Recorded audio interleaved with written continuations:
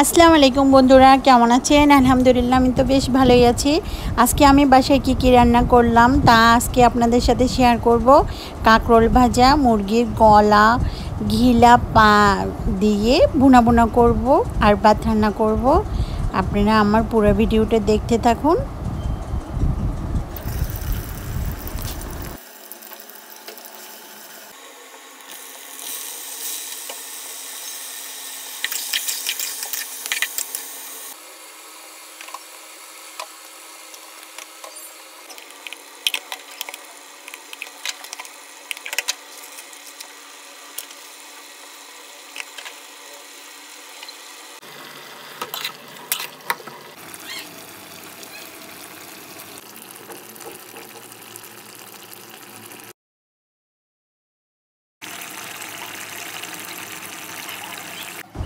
এতক্ষণ পর্যন্ত পুরো ভিডিওটা দেখার জন্য অসংখ্য ধন্যবাদ। আজ এ পর্যন্ত, আল্লাহ হাফেজ।